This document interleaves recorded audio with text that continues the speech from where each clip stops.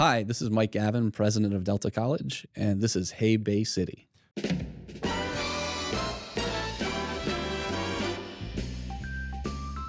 Bum, bum, bum, bum, bum. Got the cool intro music.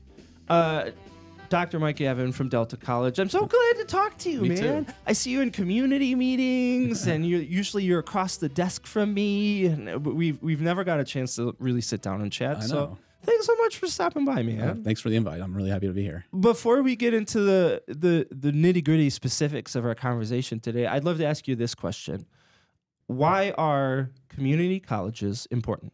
I love that question. So I think for a number of reasons, but that all just distills down to, I like to say we accept 100%, the top 100% of all of the applicants that come to our colleges. And in the society we live in today, we know that higher ed credential is necessary for making even a decent wage. Mm-hmm. No longer are we in a day where having a high school diploma can get you a job at a GM and be in a middle class lifestyle. And at the same time, more and more colleges are turning more and more people away, either through the cost of college or through their admissions practices. We don't do that at community colleges. We're, in my mind, the single institution in America that can transform people who are impoverished into at least middle-class lifestyles. There's no other institution in America that has that single mission.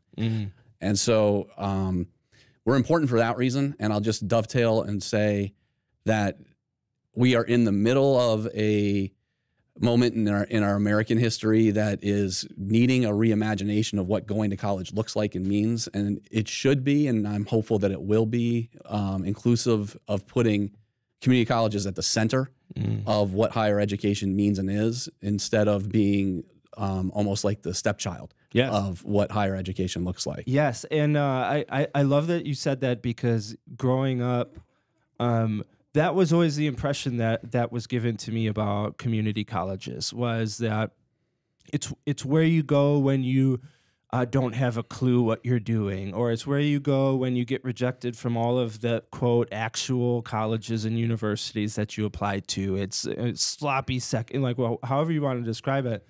But I love how you're reframing that as community colleges being in such a prime position to transform people's lives. One of the first conversations I had with Pam Ross McLean, that was something that she pointed out over and over and over again. Families who have never had a college graduate, like the opportunity that community colleges present to them are just unimaginable.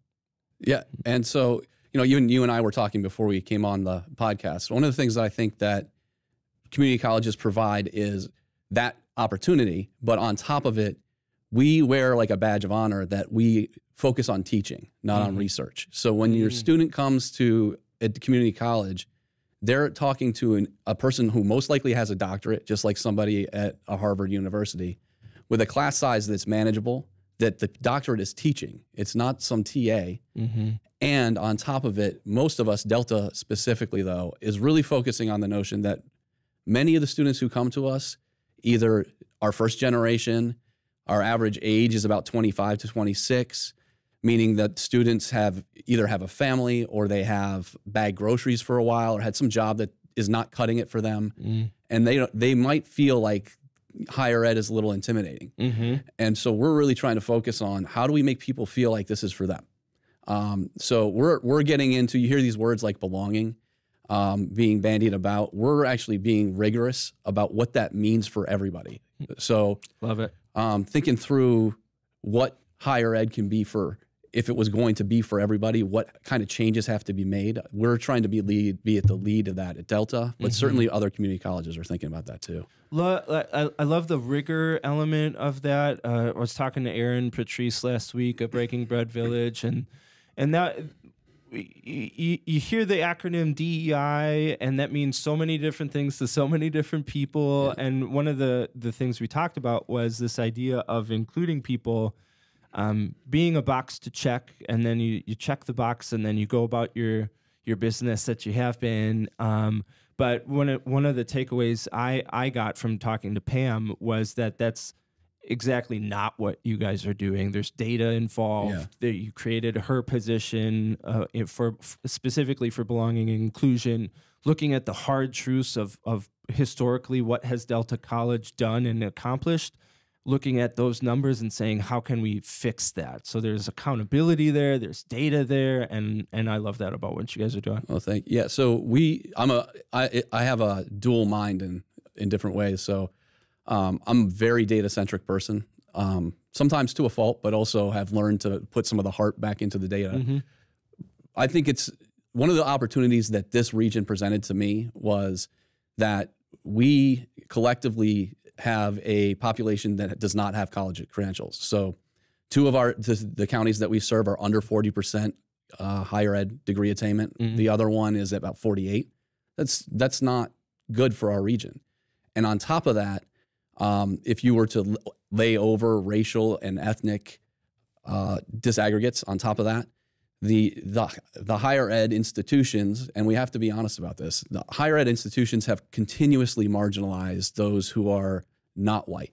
And when you look at the degree attainment of the groups that have been marginalized from higher ed across the country, they are also marginalized around here. Yeah. So we have the data on that. Our work has been to do two things: uplift everybody by making sure that we get more people with more degrees so they have a better economic outlook on their life, and also pay particular attention to those who have been oppressed through economic and or racial means in the past. So in the process, just to make sure, because I know this is a flashpoint out there, diversity, equity, and inclusion. What we're doing is succeeding, and we've increased our aggregate, meaning everybody at the institution has increased their completion rate by 3% in 2 years, which is unheard of in higher ed.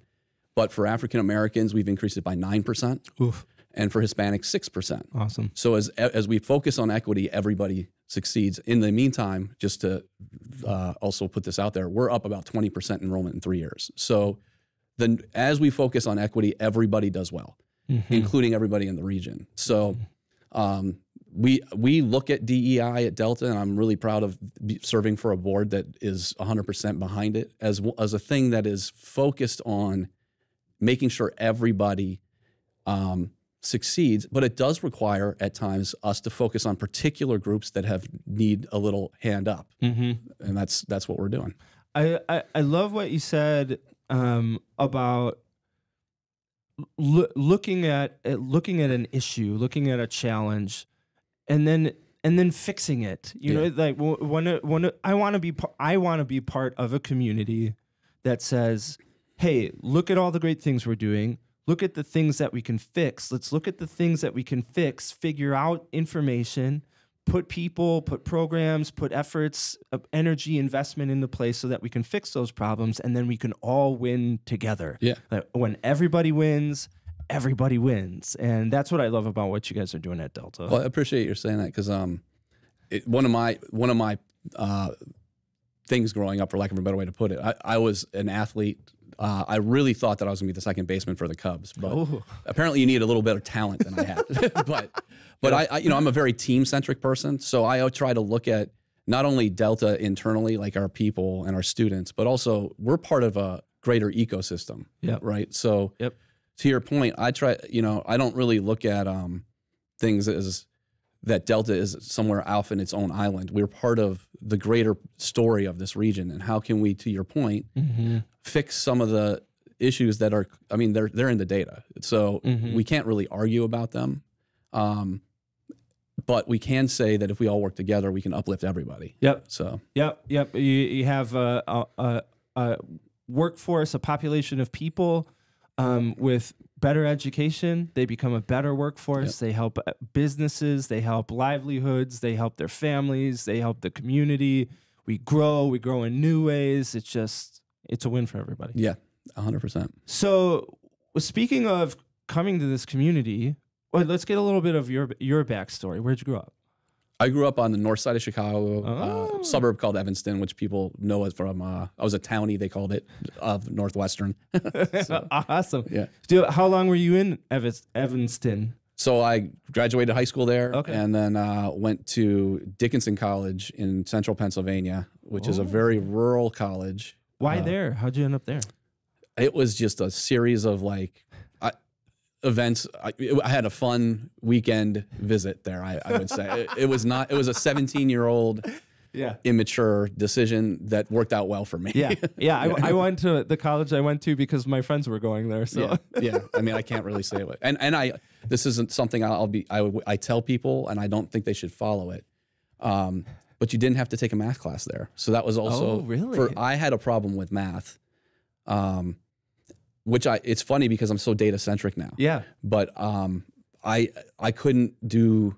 I think it was more of like I had a hard time paying attention to things that I wasn't really interested in, and I needed to find my ways around it. So, those were the two reasons. Neither one was good.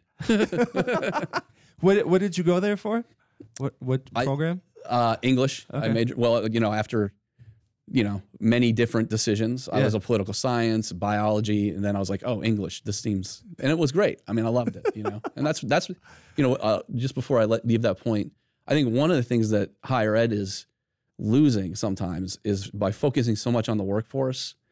If you think back, if you're my age out there, you probably changed your majors a number of times. Mm-hmm. Like there's an if you know you want to be a nurse or something, or you want to go into engineering, that's great. Mm-hmm. But a lot of us have no idea what we want to be at 17, and that is part of higher ed, Yep. in my opinion. So yeah, I in an earlier interview, I believe with SVSU, he president of SVSU, he talked about that as well. He does, was this idea of we have to equip young adults with the ability to make their own decisions in a knowledgeable way, understanding that when they step on campus, things are going to change. They're going to change. They're going to be exposed to new ideas, new programs. I interviewed Kayla Peak, an artist here in Old Town Saginaw, and she said when she showed up to SVSU's campus, she didn't even know graphic designer was a career. And then all of a sudden you found this thing. And so equipping kids, young adults with the ability to make their own decisions, it's like, yes, if you're into robots, maybe engineering is your thing, but along the way, we're also going to teach you all these other skills, understanding that you may not necessarily grow up to be an engineer. 100%. I mean, even nowadays, they say that you're going to have 7 different kinds of jobs. Yeah. So, I mean, Yep. you just need to equip them. George Grant, you were talking about, does a great job about talking with regard to the skills are important.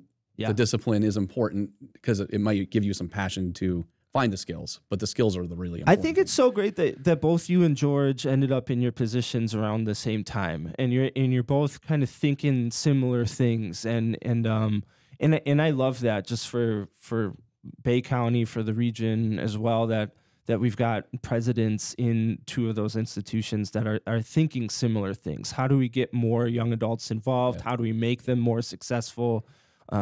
With a very human element. Like, it doesn't feel like gratuitously academic. It's you know what? We want to help you make your life better, and these are some ways we're thinking about doing it. I love that. You. Yeah, George is good at that too. Yeah. So after Dickinson College, where'd you go?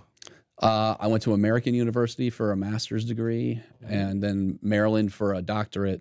While I was when I was getting my doctorate, I was also a faculty member, so I was doing in English, and got my doctorate in American Studies, which totally changed the way I look at the world in a way that I think is much more inclusive in nature.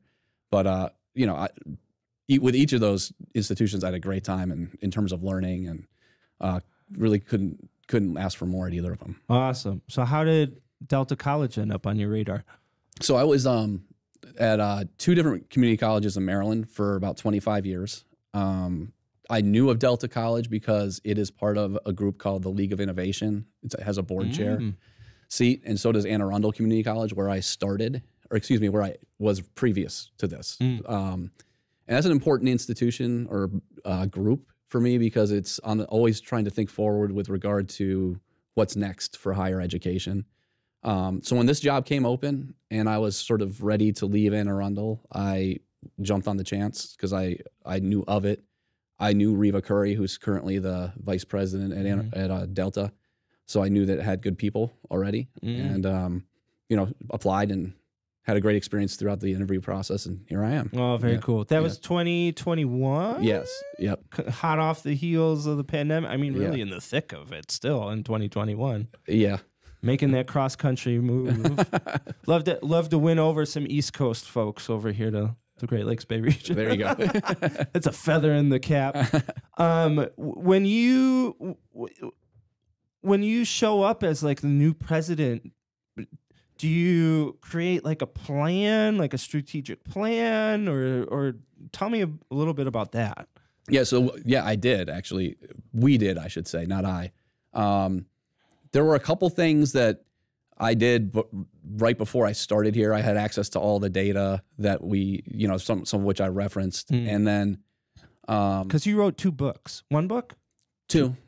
Yeah. 2 books, in the presence of an author. Yeah. Hey, Second one about equity in education. Yeah, it's actually that book came out in It was supposed to come out in 2018, I think it was. Okay. It came out because of the pandemic. No, it's supposed to come out in 2020, obviously, because it was delayed for a year because of the pandemic. But it was basically about what we're seeing right now in higher education with regard to states mandating that there's no DEI, et cetera. It sort of anticipated that happening. Oh, interesting. Looking at the trajectory of as higher education from the 1960s on, it started to include more people. So too did the legislation, almost in inverse proportion. Oh, wow. Try to limit curriculum. So what we're seeing is a scaled version of what has already been in existence for 40 years. I'm actually, one of the things I'm in the middle of right now is I started a group a year and a half ago of college presidents across the country to navigate through this legislation and this moment.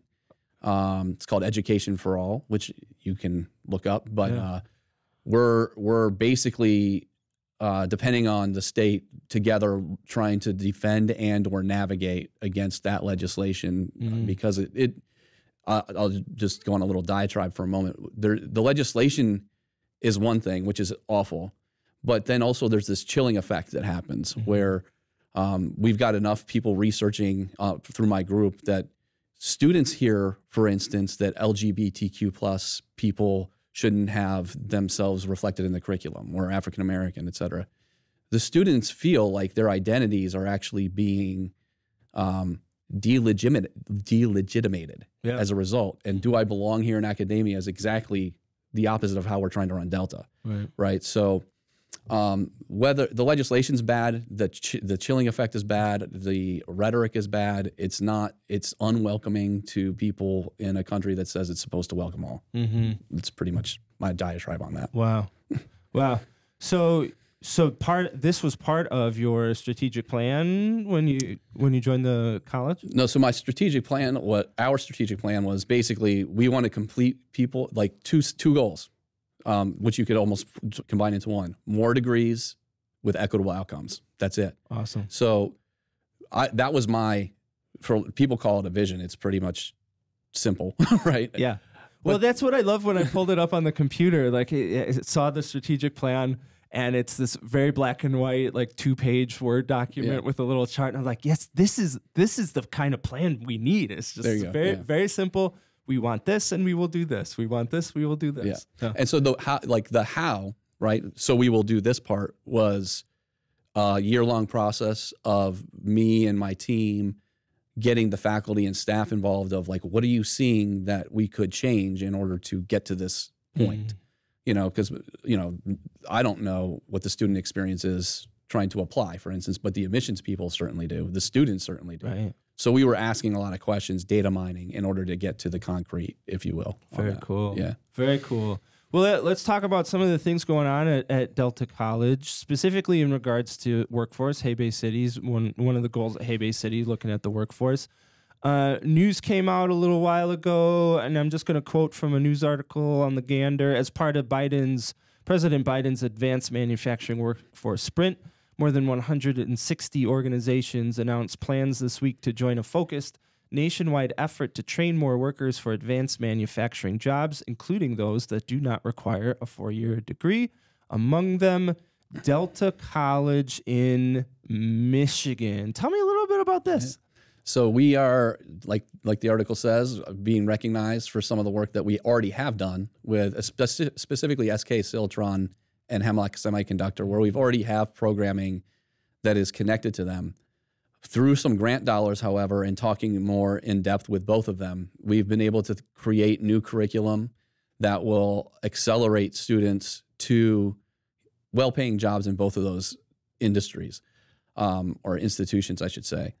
What's really been helpful and wonderful, however, though, is that we added two different elements to the idea of curriculum. One is that most of our students, we embedded this work into our strategic plan, right? So this is just a piece of our strategic plan, where what we've seen, and this is a sort of language I like to use at our campus, is the hardest part of college, to me, should be in the classroom, nowhere else. We have students with mental health, increased mental health needs, food, transportation, childcare, all the things that anybody who's in these committees that we see each other at, Phil, our problems or obstacles, I should say, to students to people are obstacles to our students. So we're putting wraparound services around hopefully all of our students in the long run, but using these grant dollars for these programs, students in these programs, to have those kind of wraparound services. And then the second part is we're getting with K-12 to have, we have had in the last 3 months, we've had 700 K-12 students come to Delta College. Awesome. To understand what a semiconductor is, right? And it's been really engaging. The Hemlock and SK employees work with our faculty and staff in those areas, and they make it an engaging experience to see this. Oh, this is what this means, right? They do such a good job at the My Career Quest. Like, you go to the Hemlock Semiconductor booth and like you're playing Mario theme songs on bananas through electrodes, and you're breaking stuff, and that's exactly what kids need. Like, we can talk about salary opportunities and et cetera, but if I'm in third grade, like, I want to see something cool. I want to zap something with electricity, and you can't expect kids to be interested in semiconductors if they don't know how they work. Yeah, exactly. So it's interesting. You know, even our conversation before we started, some of the stuff is right in front of you. Like, you got to break it down to set, nobody knows what a semiconductor is unless you're in the industry. So we break it down and tell the kids what it is, and some of them leaves wanting to be in the industry. Wow. So I love the addition of the wraparound support too, because you can make things easier in the admission process and whatnot, or cheaper, or whatever obstacle you have to get out of the way.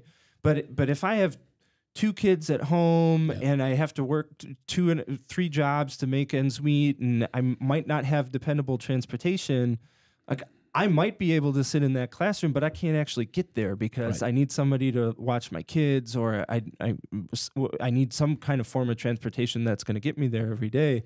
And so looking at the context of education, I think is brilliant. Yes, the obstacles in the classroom we can remove, but what else are people dealing with that prevent them from making their lives better through education? I love that. Well, thank you. Yeah, I mean, I think that, to me, there's 2 parts that I could tell you about. One is going back to the notion of reimagining how higher ed works and community colleges. If one went to a 4-year school, you had all those services in the campus that you lived at, right? Community colleges need to start to think about, and we are, that fact being true for those who went to 4-year schools, and the people who need it the most don't have that. So how do we think about that in terms of what we deliver? And the second part is, I love this area because our nonprofit organizations like United Way, some of the food banks that we have around us, I connect with them and say things, and I don't even have to tell them, but they, I don't know if they say it first or I do. Yeah. Their clients are our students. So we have found ways to partner with them where we can both benefit without having to pay a lot of money or extra money, and are not redundant. So we've really tried to create, and we're continuing to try to create more of a network for our students and their clients, because they want them all to be educated. you know. It makes in a so way that much, works, you know? it makes so much sense. We talked earlier about like people have to know things, and if you're connecting two organizations that are already connected to the people you're trying to reach, it only makes the most sense. Right. Like, hey, United Way, we're trying to help this demographic of people that you are working with.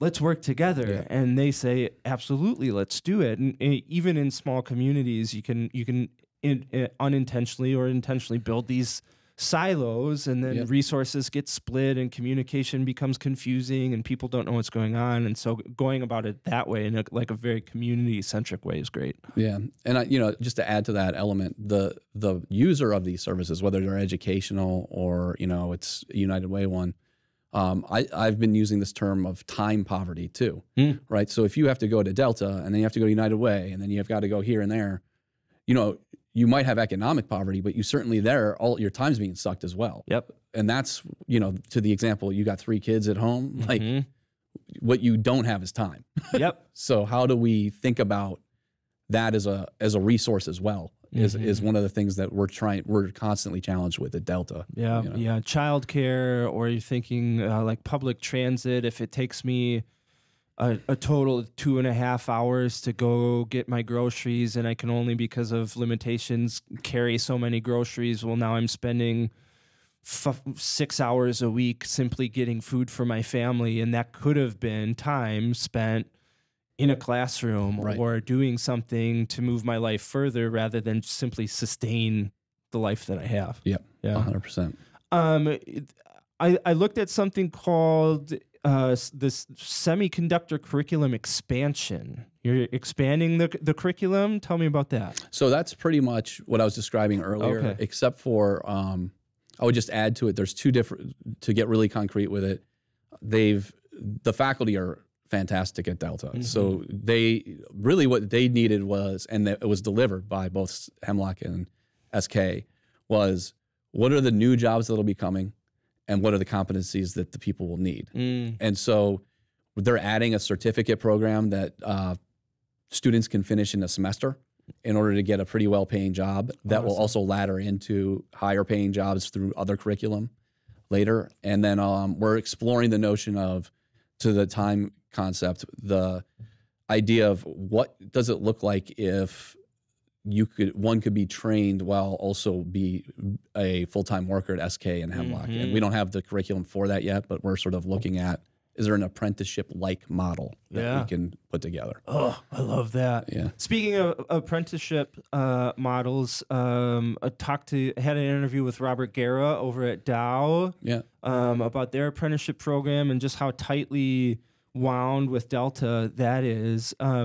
You want to talk a little bit about other skilled trade opportunities at Delta? Tell me about that. Yep. So we have everything from welding to chemical processing to mechatronics, which is a fancy word for fixing the robotics that do the stuff. So that's another one where we started to break down what is mechatronics, right? As an 18-year-old. And CNC fabrication as well. So, if you have not been to Delta to see our skilled trades labs, they are fantastic. So another answer to the question about why I came out here, you know, you apply to a job, you don't know what the place looks like, and we have automotive, which is fantastic. The facilities we have are world class. So with regard to, you know, many people don't know the gem that Delta is just because they've never stepped on the campus. Right. We'll give anybody a tour. And we have people from Dow, from Hemlock, et cetera, that come in and they're like, I can't believe you have these facilities. They're world class. They're a lot of times funded by the same companies that benefit from our students. But I would invite anybody to come see them because they're fantastic. Awesome. And so many opportunities there, not just for young high school kids or young adults trying to figure out their life. It's also an opportunity for adults who are saying, hey, I want to go back to school, but it's hard to do that. And Delta College offers essentially an answer for that by making it a little bit easier, specifically through the opportunities and the world-class facilities there. But can you explain what the Michigan Reconnect is? Yep, I can do it real simply. So thank you for the tee up on that. Yeah. So Michigan Reconnect allows anybody who is over 21 or over right now, without an associate's degree to come to college for free. So there's also another scholarship that is the Michigan Achievement Scholarship that allows anybody who's graduated college in the last 2 years to come to college for free. So really, if you're 20, we're trying to find a solution for you. But almost everybody without a credential can come to college for free right now. And then I'll add to this, some of the ways that we're also trying to make this easier for Delta are the following. To go back to the time poverty concept, we've really looked at the academic schedule in the last 2 years, which is partially why our enrollment is up, to think about specifically the adult student. So not only our online classes, but weekend classes, night classes, off-time classes, being flexible. And then this summer, another partnership with Tara Welch and The Rock. The Rock will be on Delta's campus for the first time in the summer for kids who are at 6th grade or above, and we're tailored our academic schedule so that mom or dad can drop off their kid and take classes. And we're going to continue to try to do that year round as partial solution to childcare. Below that age, we're still working on, but we were moving in the right direction.